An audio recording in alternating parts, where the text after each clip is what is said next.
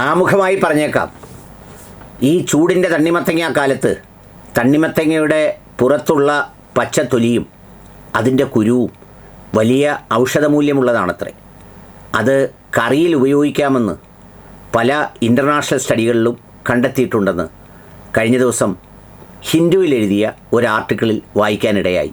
നമ്മൾ സാധാരണ തണ്ണിമത്തങ്ങയുടെ വലിപ്പമൊക്കെ കണ്ട് ഒരു പൊണ്ണത്തടിയൻ, വലിയ വിലയൊന്നുമില്ലാത്ത, വാങ്ങി വച്ചാൽ കുറേ ദിവസത്തേക്ക് ഉപയോഗിക്കാൻ കഴിയുന്ന ഒരു സാധനമെന്നുള്ള നിലയിൽ അവഗണിക്കുമ്പോൾ അപാരമായ ഔഷധമൂല്യവും ആശ്വാസവുമാണ് ഈ തണ്ണിമത്തങ്ങ. പ്രത്യേകിച്ച് എല്ലാ മനുഷ്യരും ദിവസത്തിൽ ഒരു 10 പേരോടെങ്കിലും പരസ്പരം അങ്ങോട്ടും ഇങ്ങോട്ടും ചൂടിനെ പറയുന്ന ഇക്കാലത്ത് തണ്ണിമത്തങ്ങ എന്ന് പറയുന്നത് ഒരു കാലത്ത് വളരെ അപ്രതീക്ഷിതമായി പ്രത്യക്ഷപ്പെട്ടതാണെങ്കിലും ഇന്ന് ഓറഞ്ചിൻ്റെയും ആപ്പിളിൻ്റെയും മാങ്ങയുടെയും ഒക്കെ സ്ഥാനത്ത് തണ്ണിമത്തങ്ങ ഇടം പിടിച്ചിട്ടുണ്ട്. പ്രത്യേകിച്ച് ഈ ചൂട് കാലത്ത് ചാക്ക് കണക്കിന് വന്നാണ് വളരെ പെട്ടെന്ന് തന്നെ പോകുന്നത്. അതിനുള്ളിൽ പണ്ട് ചുവപ്പ് മാത്രമാണെങ്കിൽ ഇപ്പോൾ മഞ്ഞ മത്തങ്ങയും വളരെ സുലഭമായി മാർക്കറ്റിൽ ലഭ്യമാണ്. ഈ ചൂട് കാലം മറികടക്കാൻ തണ്ണിമത്തങ്ങ ഇന്ന് എല്ലായിടങ്ങളിലും ഉപയോഗിക്കുന്നുണ്ട് എന്നുള്ളതാണൊരു പ്രത്യേകത. ഇത് കേവലം കുടിച്ച് ദാഹം തീർക്കാനും വയറ് നിറയ്ക്കാനും മാത്രമുള്ളതല്ല എന്നാണ് ഈ റിപ്പോർട്ട് പറയുന്നത്. നമ്മൾ കുടിക്കുമ്പോഴും കഴിക്കുമ്പോഴും മട്ടൻ കഴിക്കുമ്പോഴൊക്കെ കൊടുക്കുന്ന ഒരു ബഹുമാനം ഉണ്ടല്ലോ, അത് നമ്മൾ സാധാരണ ബീഫ് കഴിക്കുമ്പോഴോ അല്ലെങ്കിൽ നത്തോലി കഴിക്കുമ്പോഴോ കൊടുക്കാറില്ലല്ലോ. അതുപോലെ തണ്ണിമത്തങ്ങയെ വെറും പാഴായ ഒരു ഭക്ഷണമായി കാണാതെ വളരെ പക്വതയും മൂല്യവുമുള്ള ഒരു ഭക്ഷണമാണ് എന്ന ഉത്തമ ബോധ്യം ഉണ്ടാകേണ്ടത് വളരെ അത്യാവശ്യമാണ്. തണ്ണിമത്തങ്ങ വന്നത് അങ്ങ് ആഫ്രിക്കയിൽ നിന്നാണ്. ആഫ്രിക്കയിലെ ചൂടുകാലത്തിൻ്റെ ആ സാഹചര്യങ്ങളിൽ നിന്ന് തണ്ണിമത്തങ്ങ നമ്മുടെ രാജ്യത്തേക്ക് എത്തിയെങ്കിലും ഇന്ന് നമ്മുടെ രാജ്യത്ത് വളരെ വിപുലമായ ഉൽപ്പാദനം പല സ്ഥലങ്ങളിലുമുണ്ട്. ചൂടുള്ള ഫലഭൂയിഷ്ടമായ സ്ഥലങ്ങളിലൊക്കെയും, അതിലേറ്റവും കൂടുതൽ ഉത്തർപ്രദേശിലാണ്. 7.7 ലക്ഷം ടണ്ണാണ് ഉത്തർപ്രദേശ് മാത്രം ഉൽപ്പാദിപ്പിക്കുന്നത്. അതുകൂടാതെ west Bengal, Odisha, north eastern സ്റ്റേറ്റുകൾ, ആന്ധ്രാപ്രദേശ്, തമിഴ്നാട് അടക്കമുള്ള സംസ്ഥാനങ്ങളിലൊക്കെ ഇത് ഉൽപ്പാദിപ്പിക്കുന്നുണ്ട്. ഏറ്റവും കൂടുതൽ ഉൽപ്പാദനം UP-യിൽ തന്നെയാണ്.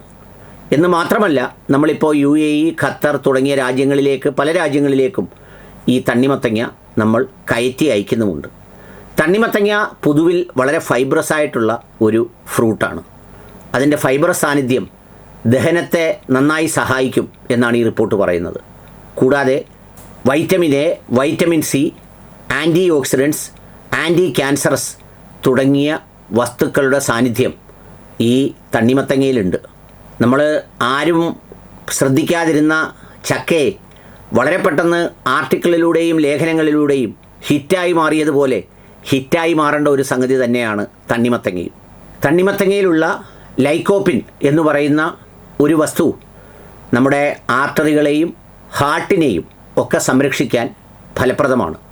എന്ന് മാത്രമല്ല, പല രാജ്യങ്ങളിലും യൂറിനറി ട്രാക്ട് ഇൻഫെക്ഷൻസ്, കിഡ്നിയുടെ അസുഖങ്ങൾ, ഇവയ്ക്കൊക്കെയും ഈ തണ്ണിമത്തങ്ങ ട്രഡീഷണൽ മെഡിസിനായി ലോകത്തിൻ്റെ പല ഭാഗങ്ങളിലും പല ഗ്രാമങ്ങളിലും ഉപയോഗിക്കുന്നതായി ICAR-ൻ്റെ റിപ്പോർട്ടിലുണ്ട്.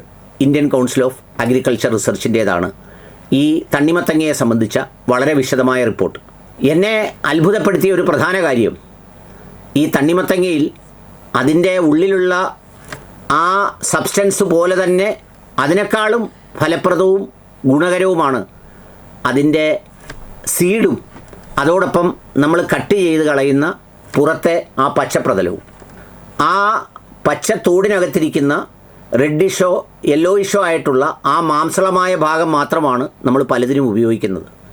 എന്നാൽ ഈ റിപ്പോർട്ട് പറയുന്നത് ഈ അതിൻ്റെ പുറത്തുള്ള ആ പച്ചത്തോടും അതോടൊപ്പം അരിയുമൊക്കെ കറികൾക്കകത്തിട്ട് ഉപയോഗിച്ചാൽ വളരെ ആരോഗ്യകരവും നമ്മുടെ ശരീരത്തിന് ആവശ്യമുള്ള ഔഷധ മൂല്യങ്ങൾ നൽകുന്നതിന് ഗുണകരമാണ് എന്നുള്ളതാണ്.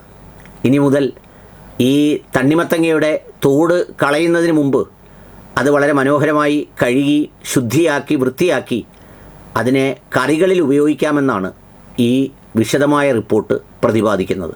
ഇത് ICAR-ൻ്റെ സ്റ്റഡി റിപ്പോർട്ടുകളിലും ആർട്ടിക്കിൾസിലുമൊക്കെ ലഭ്യമാണ്. തണ്ണിമത്തങ്ങ ഇത്തരത്തിലാക്കി അതിനെന്തെങ്കിലും ഒരു VIP പദവി നൽകുന്നതിനല്ല, വെറുതെ പാഴായി കളയുന്ന മനുഷ്യരെക്കുറിച്ച് നമ്മൾ പറയാറുള്ളത് പോലെ അത്രമേൽ VIP ആയി കാണാത്ത തണ്ണിമത്തങ്ങ തീരെ ചെറുതല്ല എന്ന് പറയുന്നതിന് വേണ്ടിയിട്ടാണ്. നത്തോലി ചെറിയ മീനല്ല എന്ന് പറയുന്നത് പോലെ.